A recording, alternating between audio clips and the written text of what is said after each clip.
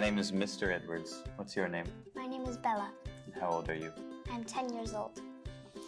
Now, look at these two pictures. My picture is nearly the same as yours, but some things are different.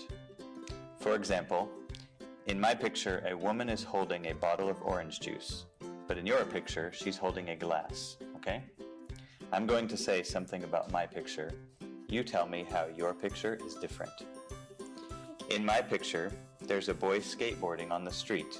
He's wearing a helmet. In my picture, the boy is not wearing a helmet. In my picture, there's a picture of the earth on the wall. In my picture, there's a picture of the desert. In my picture, there's a kitten hiding in the rucksack.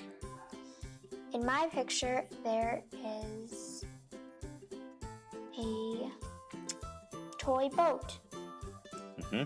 In my picture, the old man has got a beard.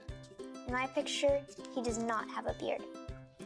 In my picture, the dog has a towel in his mouth. In my picture, the dog is holding a shoe. In my picture, I can see it's raining outside. In my picture, it is not raining outside. Emma and George both go to a science class. I don't know anything about Emma's science class, but you do. So I'm going to ask you some questions. What is Emma's teacher's name? Mrs. Rain. How many students are there in the class? There are 10 students. When is the class? It's on Monday. What does Emma like reading about? She likes to read about the earth. Is it hard? Yes.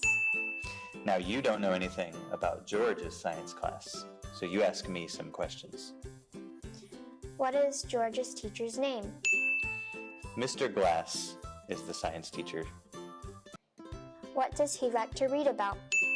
He likes reading about the ocean. How many students are there? There are 12 students. When does he go to this class? On Thursday. Is it hard? No, it isn't. These pictures tell a story. It's called The Lost Egg. Just look at the pictures first. Michael and Sarah are going for a walk in the garden.